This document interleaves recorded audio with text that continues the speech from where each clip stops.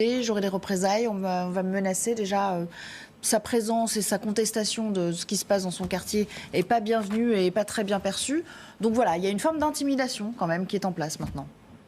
Bah écoutez, moi j'entendais le ministre de l'Intérieur, Gérald Darmanin, il y a quelques semaines, nous affirmer en tenant qu'il n'y avait pas de zone de non-droit en France.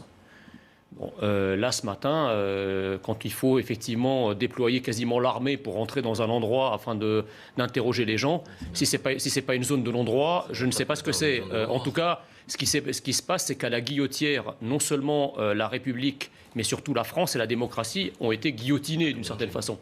C'est-à-dire qu'on ne peut plus parler sans parer à une certaine violence.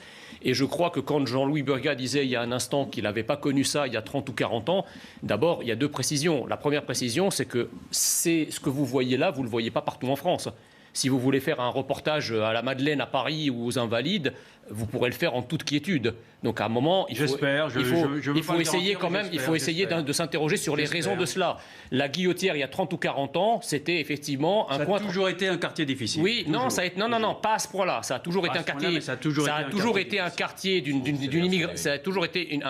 immigration de travail, effectivement, peu nombreuse.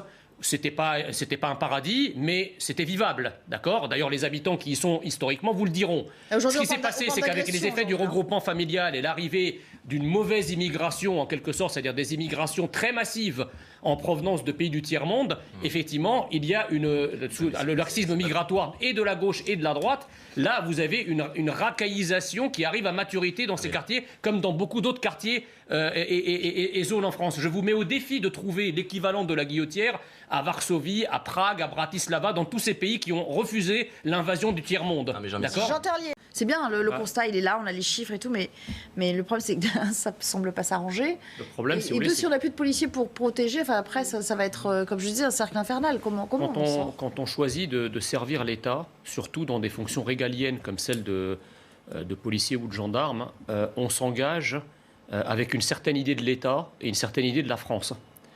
Et effectivement, aujourd'hui, ce qu'on peut constater, c'est que quel métier de la fonction publique, finalement, donne envie ?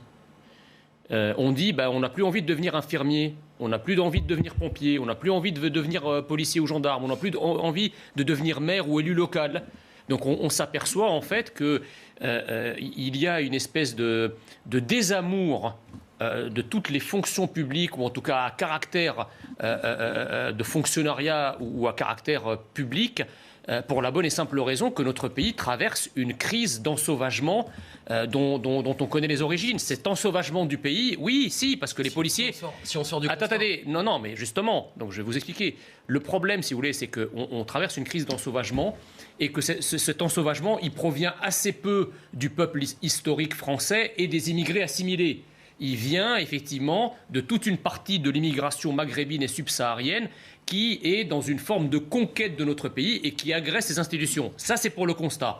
Pour la solution, vous savez, en fait, le paradoxe de ce gouvernement, j'allais dire de ce régime, puisque c'est peu ou prou le même qui nous gouverne depuis une quarantaine d'années, c'est que d'un côté, il utilise une lance à eau et de l'essence pour éteindre l'incendie. Si on veut essayer de d'un côté, laissez-moi finir mon propos. D'un côté, on continue avec la lance à eau qui continue à alimenter le problème par un afflux permanent de ces immigrations qui, effectivement, racaillisent notre pays, qui s'en prennent aux forces de l'ordre, etc. Et donc ça, c'est la lance à essence, pardon. Et la lance à eau, c'est qu'on met sans arrêt beaucoup plus de moyens pour essayer de résoudre sur le terrain, en aval, le problème dont on a alimenté la cause. Merci beaucoup. La dernière fois, il y a eu un policier qui s'est pris une gifle. C'est pire que ça. 6 mois de sursis. C'est hallucinant. Au début, c'est hallucinant. Non, mais Jean Messia. Le problème, si vous voulez, c'est que vous avez une problématique des moyens. Effectivement, quels soient d'ailleurs des moyens matériels pour les policiers ou les moyens juridiques pour mettre hors d'état de nuire les individus qui s'attaquent aux forces de l'ordre, mais il y a aussi le logiciel idéologique. Aujourd'hui, nous avons une police qui est inhibée par tout un système qui est prompt à remettre en cause le policier ou le gendarme dès lors qu'il fait tout simplement son métier. Moi, j'ai souvenir, on commentait cet incident il y a quelques semaines sur ce plateau, d'un policier qui rentrait chez lui à la gare du Nord, qui se retrouve dans un train où il est reconnu par des délinquants qui l'agressent à 4 ou à 5 et le policier est armé. Il n'ose pas sortir son arme pour se défendre. Il a fini à l'hôpital avec plusieurs jours d'ITT, tout simplement parce qu'il savait que s'il sortait son arme, derrière, il y a l'IGPN, derrière, il y a les médias qui disent « Oh là là, violence policière », ils tirent sur des gens. Et alors, encore plus s'ils tirent sur des personnes d'origine étrangère. Alors là, c'est la vache sacrée, il ne faut pas toucher, etc. Exactement. Donc moi, je crois qu'il y a les moyens matériels, mais il faut aussi armer moralement nos policiers. Il faut que l'État, surtout la politique, leur hiérarchie et l'échelon politique montrent qu'ils sont derrière leur police et qu'ils les défendent jusqu'au bout et pas au moindre décambrement. Les policiers, les gendarmes comme je le fais. Pas du tout. C'est exactement ce que fait le Mais ministère. monsieur le député, aujourd'hui, quand un policier ne fait que sortir son arme juste pour se défendre, il y a une enquête de l'IGPN parce qu'il a sorti son arme. Est-ce que c'est une manière aussi pour eux de se défausser sur le fait qu'on leur tape toujours dessus en disant c'est pas nous, c'est les moyens qu'on n'a pas? Disons qu'ils instrumentalisent un fait divers tragique qui est le suicide effectivement d'une magistrate, je crois, au mois d'août. Après, effectivement, un suicide est toujours quelque chose de très triste, mais il est très difficile de faire la part des choses entre la souffrance psychologique, la souffrance affective, la souffrance professionnelle. Toujours est-il que la tribune part de cette tragédie pour expliquer qu'effectivement la justice n'a pas les moyens de fonctionner, etc. Alors bon, c'est vrai que le gouvernement, pour une fois, a fait un effort pour accroître les moyens de la justice, mais d'abord, je pense qu'il faut que ça aille un peu plus vite dans l'arrivée effective des gens, des recrutements sur les postes.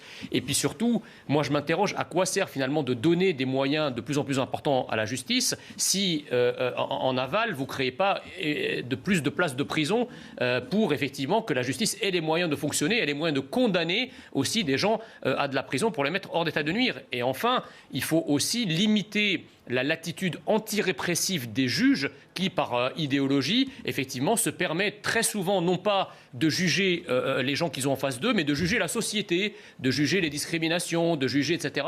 Et donc, ça donne effectivement un effet de laxisme généralisé de la justice. On a tous en tête des dizaines et des dizaines, effectivement, de condamnations ridicules par rapport à des choses très graves qui ont été commises.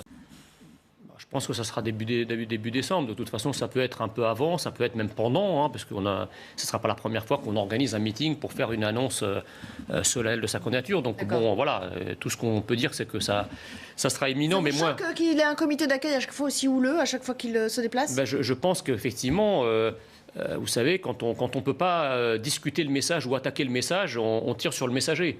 Je pense que Éric Zemmour, comme d'ailleurs les candidats du camp national, comme Marine Le Pen, etc., posent des questions et soulèvent des problématiques que le système dominant, en tout cas le paradigme dominant, qui est à la fois de gauche et progressiste, refuse d'entendre, refuse de faire des liens. Malheureusement pour eux, effectivement, ce sont des thématiques qui intéressent beaucoup de Français, parce qu'on a beau dire que ce n'est pas un sujet, l'immigration, le grand remplacement, etc., ne sont pas des sujets qui intéressent les Français, ils n'arrivent pas au premier rang des préoccupations, n'empêche que le candidat qui les pose est allé jusqu'à 17-18% dans les sondages et qu'il est encore autour de 15%. Donc à un moment, si vous voulez, les faits sont têtus, et les chiffres aussi. Donc par contre, le système va effectivement déployer des anticorps comme ce genre de choses, par exemple ne pas lui réserver des salles. Mais ça c'est hors de nos frontières. Oui, mais enfin en France vous avez exactement la même chose. Jean-Louis Burgat, c'est effectivement lié à cette mise en exergue des candidats les Républicains. Oui, c'est tout à fait possible. Après, la question c'est est-ce que ce tassement est définitif, voire enclenche une dynamique inverse de décrue, ou est-ce que c'est un passage à vide avant une nouvelle dynamique à la faveur de l'annonce de son candidature? Ça, on ne le sait pas. Par contre, je voulais juste réagir par rapport à ce que vous disiez, c'est-à-dire que lorsque vous êtes au pouvoir et que vous vous déplacez, qu'il y ait des manifestations, c'est un peu normal parce que vous détenez le pouvoir, les gens sont là pour vous dire faites pour nous parce que vous pouvez le faire. Donc moi je ne mets pas ça sur le même plan que empêcher quelqu'un de s'exprimer alors qu'il n'est titulaire titulaire d'aucun outil de souveraineté permettant pour l'instant d'agir sur le réel, si vous voulez. Donc empêcher quelqu'un de parler juste pour l'empêcher de parler, c'est très différent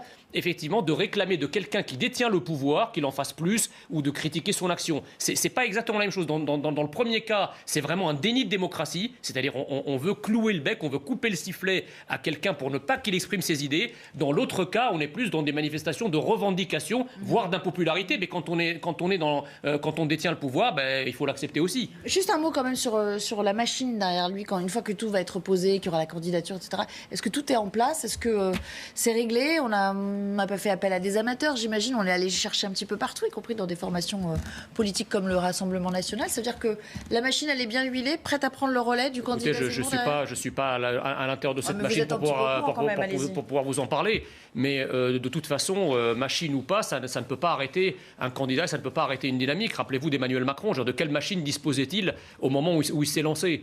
La machine est venue après. C'est d'ailleurs en cela, finalement, que Emmanuel Macron a bouleversé la scène politique. C'est que jusqu'à Emmanuel Macron, c'était les appareils politiques qui accouchaient des candidats. C'était vrai au PS, c'était vrai au RPR, à l'UMP, etc. Et Emmanuel Macron a inversé un peu la logique, c'est-à-dire qu'il y a le candidat et la machine qui est apparue après. Après tout, Éric Zemmour peut suivre le même sillon.